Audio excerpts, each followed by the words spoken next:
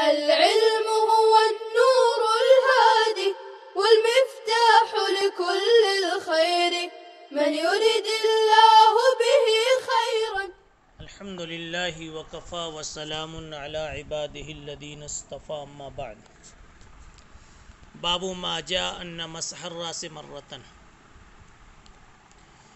وبه قال حدثنا قتيبة قال حدثنا بكر بن مضر عن ابن عجلان عن عبد الله بن محمد بن عقيل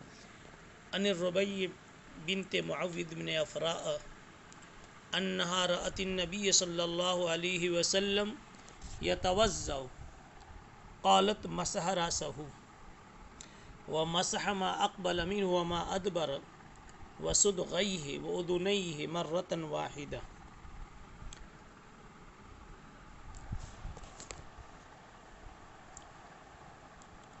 عنوان ہے کہ سر کا مسح ایک مرتبہ کیا جاوے گا. ان روایات کا بیان جن روایات میں یہ مضمون وارد ہے کہ سر کا مسح ایک مرتبہ ہوگا.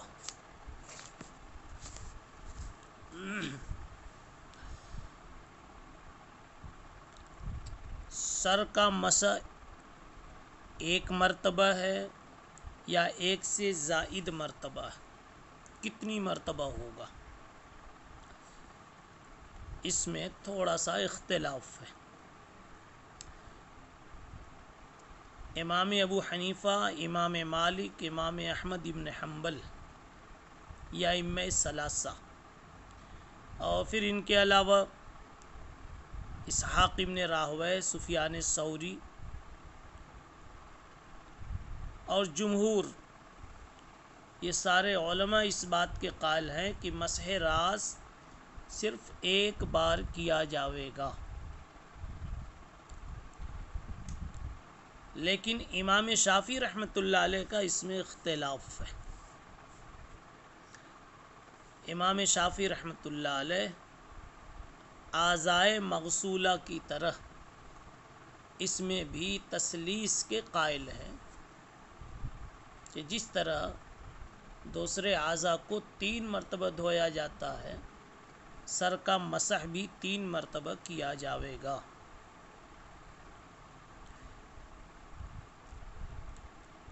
یہ قول امام شافعی رحمۃ اللہ علیہ سے منقول ہے، اگرچہ کہ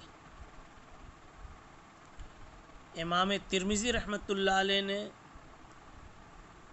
امام شافعی رحمۃ اللہ علیہ کا وہی مسلک بتلایا ہے جو جمہور کا ہے کہ ایک مرتبہ سر کا مسح ہوگا. لیکن شوافع کے نزدیک مسلک مختار تثلیث کا ہی ہے. اب امام ترمذی نے امام شافعی کا قول جمہور کے ساتھ کیسے نقل کر دیا؟ ممکن ہے کوئی دوسرا قول غیر مشہور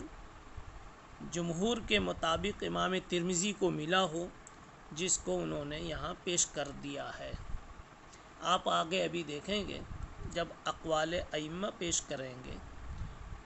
تو امام شافعی رحمۃ اللہ علیہ کو بھی جمہور کے ساتھ حضرت نے ذکر فرمایا ہے.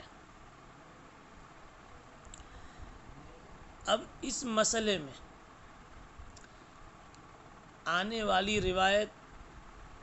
کس کی دلیل ہے؟ ظاہر سی بات ہے کہ امام ترمذی کے ترجمۃ الباب سے ہی بات سمجھ میں آ رہی ہے کہ آنے والی روایت مسح مرتن ہی پر دلالت کرتی، مسح ثلاثن پر نہیں، مسح راس مرتن پر دلالت کر رہی ہے. آپ دیکھیے روایت حضرت ربیہ بنت معوذ ابن افرا سے، انہوں نے دیکھا نبی پاک صلی اللہ علیہ وسلم کو وضو فرماتے ہوئے. پھر کہتی ہیں کہ میں نے وضو کے دوران یہ دیکھا کہ مسح رأسہ ومسح ما اقبل منہ وما ادبر، میں نے دیکھا کہ آپ نے اپنے سر کا مسح کیا اور مسح کیا اس طرح سے کہ سامنے کا بھی مسح کیا، پیچھے کا بھی مسح کیا، کن پٹیوں پر بھی مسح کیا، کانوں پر بھی مسح کیا، اور ہر جگہ مرتن واحدتن ایک بار مسح کیا۔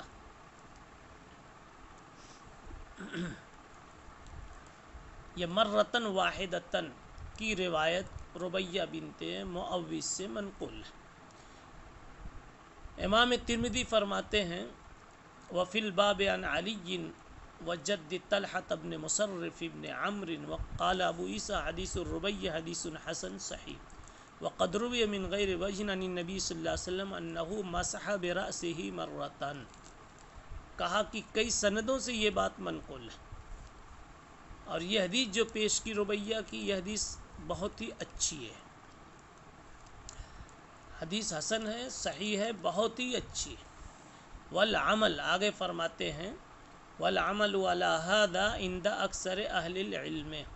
اکثر محدثین کے نزدیک اسی حدیث پر عمل ہے، اور صحابہ کا بھی، بعد کے لوگوں کا بھی، اور اسی کے قائل ہیں جعفر ابن محمد، سفیان الثوری، عبداللہ ابن مبارک، امام شافعی، امام احمد، امام اسحاق رحمہم اللہ۔ یہ قائل ہیں یہ قائل ہیں مسح راس مرتن واحدتن کے، مسح الراس مرتن واحدتن۔ پھر آگے فرماتے ہیں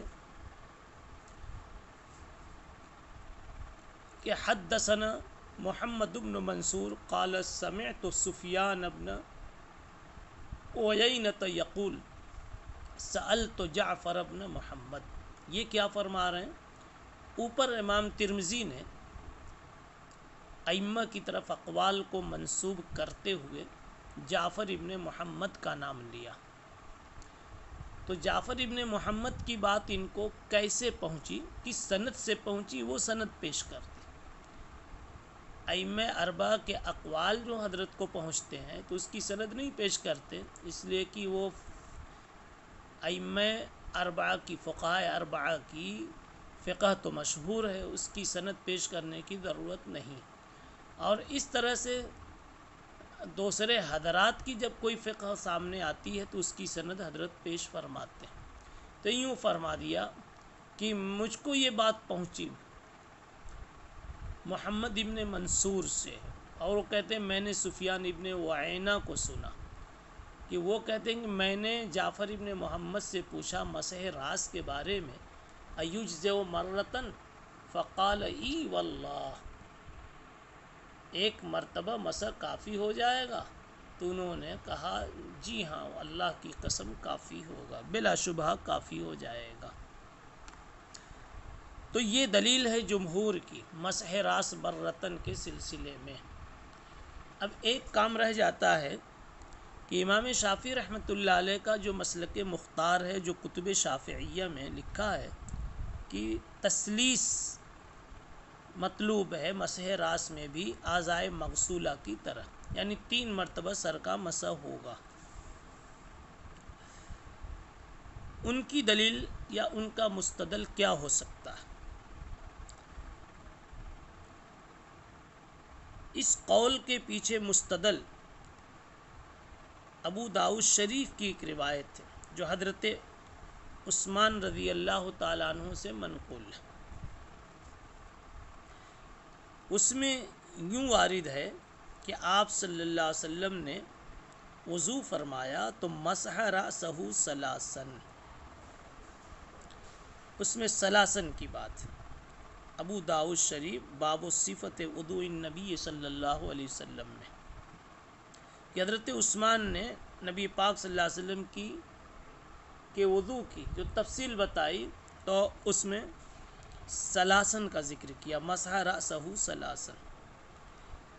جمہور کی طرف سے اسی ابو داؤد کی اس روایت کا جواب یہ دیا جاتا ہے کہ یہ حدیث شاذ ہے، کیونکہ اس ایک حدیث کے علاوہ حضرت عثمان کی تمام روایات صرف ایک مرتبہ مسح پر دال ہیں، یعنی حضرت عثمان سے مسح مرتن پر مشتمل کئی روایتیں، یہی ایک روایت جو ابو داؤد شریف میں اسی سند میں مسح رأسہ ثلاثاً کا تذکرہ آیا ہے، اس لیے اس کو شاذ کہا گیا ہے۔ اور امام ابو داؤد رحمۃ اللہ علیہ نے اسی بنیاد پر ثلاثاً والی روایت کو رد بھی کر دیا، چنانچہ فرمایا ہے کہ احادیث عثمان الصحاح كلها تدل على مسح الراس انه مرہ فانهم ذکروا الوضوء ثلاثا وقالوا فيها ومسح راسه ولم يذكروا عددا۔ یعنی امام ابو داؤد رحمۃ اللہ علیہ نے ثلاثاً والی روایت کو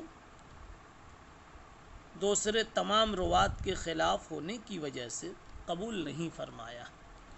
اس لیے جمہور نے کہا کہ یہ روایت حضرت عثمان کی مسح رأسہ مرتن والی روایتوں کے خلاف ہے، سو ثلاثاً والی روایت کا اس سے کوئی تعارض نہیں ہے۔ تعارض کے لیے دونوں جہت میں قوت یکساں ہونی چاہیے۔ دوسری بات جمہور کی طرف سے یہ کہہ سکتے ہیں، یہ جواب دے سکتے ہیں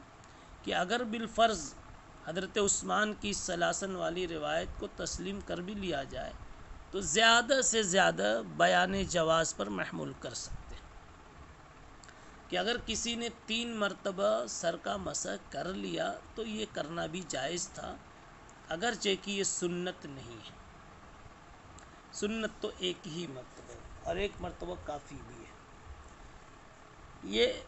اس کے علاوہ ایک بات اور بھی فقہ کی کتابوں میں بعض حضرات نے اس کو مکروہ اور بدعت بھی کہا ہے 3 مرتبہ کرنے، اور صاحب ہدایہ نے تو بتایا کہ اگر کسی نے 3 مرتبہ مائع جدید لے کر مسح کیا تو وہ مسح نہیں رہ جائے گا بلکہ وہ مسح غسل بن جائے گا۔ اس لیے مسح میں تخفیف شریعت کی طرف سے مطلوب ہے، سر کے عمل میں تخفیف پیش نظر ہے، اسی لیے مسح وہاں رکھا گیا ہے تو اس کو غسل نہیں بنانا چاہیے۔ بعض روایتوں میں حضرت ربیہ کی روایت میں مرتین کے بھی الفاظ آئے،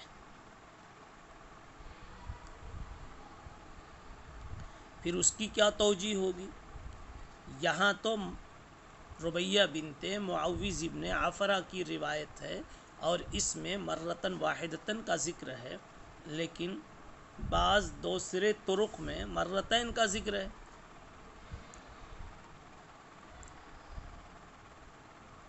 جمہور کی طرف سے اس کا یہ جواب ہے کہ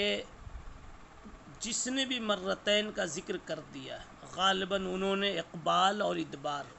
کی 2 حرکتوں کو مرتین سے تعبیر کر دیا، جبکہ اقبال و ادبار یعنی مسح راس بالاقبال والادبار، سامنے سے لے جانا پھر واپس لے آنا، یہ 2 عمل کسی نے گن لیا اس لیے اس کو مرتین کہہ دیا، ورنہ صحیح ہے کہ مجموعہ ایک ہی عمل ہوا، یعنی کہ مسح راس مجموعے سے مکمل ہوا۔ اس کے علاوہ سندوں کے اعتبار سے تو مسح مرتن والی بات ثابت ہو گئی، اور جب تعارض ہوتا ہے تو اس کے نظائر کے ذریعے سے بھی ترجیح میں مدد لی جاتی ہے۔ یہاں مسئلہ ہے مسح کا، اور مسح علی الخفین ہے، مسح علی الجبیرہ ہے، تو مسح علی الخفین اور مسح علی الجبیرہ میں بھی مرتن واحدتن ہی مطلوب ہے، تثلیث مطلوب نہیں ہے، لہذا مسح راس میں بھی مرہ والی روایتی ہی راجع قرار پائے گی۔ ایک مختصر سا باب یہ سامنے ہے، اس کو بھی دیکھ لیں۔ باب ما جاء انہ یاخذ لرأسہ ماء جدیدا، سر کے مسح کے لیے کیا نیا پانی لینا ضروری ہے یا ہاتھ اور چہرہ دھونے کے بعد جو ہاتھ میں پانی لگا ہوا ہے اسی سے مسح کیا جا سکتا ہے؟ یاد رکھیں جمہور مسح راس کے لیے ماء جدید کی شرط لگاتے ہیں، لیکن احناف کے نزدیک ماء جدید کی شرط نہیں ہے، سنت ضرور ہے۔ اس لیے چہرہ دھونے کے بعد ہاتھ دھونے کے بعد اگر ہاتھ بھیگا ہوا ہے اس سے اگر سر کا مسح کر لیتے ہیں تو احناف کے نزدیک مسح ہو جائے گا، البتہ سنت یہ ہے کہ سر کے مسح کے لیے بھی نیا پانی لیا جاوے۔ روایت میں نئے پانی کا تذکرہ ہے، اس کو احناف سنیت پر محمول کرتے۔ بہی قال حدثنا علی بن خشرم قال حدثنا عبداللہ ابن وہب قال حدثنا عمرو بن الحارث عن حبان ابن واسع نبی عن عبداللہ ابن زید انہ رأى النبی صلی اللہ علیہ وسلم توضأ وانہ مسح راسہ بماء غیر فضل یدیہ۔ آپ صلی اللہ علیہ وسلم نے سر کا مسح کیا اس پانی سے جو ہاتھوں کا بچا ہوا نہیں تھا، اس کا غیر تھا، یعنی نیا پانی لیا تھا۔ امام ترمذی کہتے ہیں ھذا حدیث حسن صحیح وروى ابن لہی ھذا الحدیث عن حبان ابن واسع نبی عن عبداللہ ابن زید ان النبی صلی اللہ علیہ وسلم توضأ وانہ مسح راسہ بماء غبر فضل یدیہ، اس کو کئی طرح پڑھا گیا بماء غبر فضل یدیہ، اس پانی سے آپ نے مسح کیا جو بچ گیا تھا، یعنی ہاتھوں کے بقایا سے۔ امام ترمذی نے ایک اور سند اس روایت کی پیش کر دی، یہ سند تھی حبان ابن واسع ہی کی، لیکن حبان ابن واسع سے وہاں عمرو بن الحارث نے لیا تھا، اور یہ جو ابھی پیش کی ہے ابن لہیہ نے لی۔ عمرو بن الحارث نے کہا تھا بماء غیر فضل یدیہ، مائع جدید لیا، اور یہاں ہے ایسا پانی، ایسے پانی سے مسح کیا جو بچا ہوا تھا، بماء غبر فضل یدیہ، ہاتھ کا بچا ہوا تھا۔ اب دونوں روایتوں کے درمیان حضرت فیصلہ کر رہے ہیں کہ عمرو بن الحارث کی روایت زیادہ اچھی ہے، لأنہ قد روی من غیر وجہ، اس لیے کہ وہ کئی سند سے آئی ہے،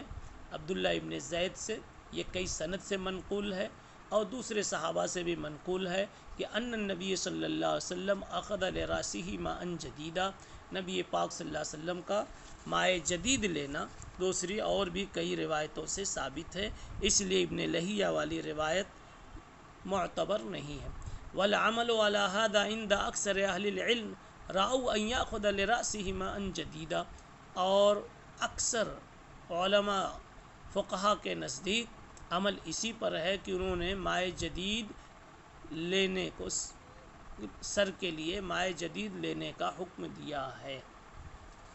بہرحال جمہور اس کو شرط قرار دیتے ہیں اور احناف اس کو شرط نہیں قرار دیتے ہیں۔ علامہ انور شاہ کشمیری رحمۃ اللہ علیہ اس موقع پر فرماتے ہیں کہ ابن لہیہ کی روایت میں اصل میں یوں تھا بماء غیر فضل یدیہ، اس میں بھی وہی تھا، لیکن وہ کسی راوی سے پڑھنے میں غلطی ہو گئی، تبدیلی ہو گئی، تصحیف ہو گئی، تو بماء غیر فضل یدیہ کو بماء غبر فضل یدیہ کر دیا، اور غبر بمعنی بقیہ ہے۔ اب جب بماء غیر فضل یدیہ ہے، جیسا کہ ابھی اوپر عمرو بن الحارث والی روایت تھی، تو زیادہ سے زیادہ یہ ہوا کہ آپ صلی اللہ علیہ وسلم نے مسح کیا نئے پانی سے، بچے ہوئے سے نہیں کیا، لیکن کیا ایک عمل بتایا گیا ہے، اس سے یہ تو ضروری نہیں ہے کہ جو کیا وہ واجب کے درجے میں ہے، شرط کے درجے میں، اس سے سنیت کا ثبوت ہو سکتا ہے، وجوب کا نہیں۔ اور احناف کے نزدیک عدم وجوب کی دلیل ایک اور بات ہے کہ ابو داؤد شریف میں صفت وضوء النبی صلی اللہ علیہ وسلم کے عنوان کے تحت ربیہ بنت معوذ کی ایک حدیث ہے،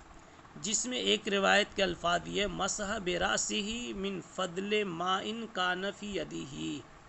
اب نہ غیر نہ غبر اور نہ غبر، بلکہ یہاں الفاظ بالکل صاف ہیں کہ آپ صلی اللہ علیہ وسلم نے مسح کیا اس پانی سے جو آپ کے ہاتھ میں بچا ہوا تھا۔ اور حافظ ابن حجر نے تلخیص الحبیر میں مسح ببلل کفیہ اس کا بھی تذکرہ کیا، تو ببلل کفیہ حافظ کی روایت میں اور ربیہ بنت معوذ کی ابو داؤد والی روایت میں من فضل ما ان کان فی یدہ، یہ دونوں باتیں اس بات کو بتلا رہی ہیں کہ مسح راس کے لیے ماء جدید شرط نہیں ہے، ہاں مستحب ضرور ہے، سنت ضرور ہے۔ سبحان اللہ و بحمدہ سبحان اللہ العظیم۔ السلام عليكم، لا تنسوا الاعجاب بالفيديو والاشتراك في القناة تشجيعا لنا لنستمر بنشر المزيد إن شاء الله.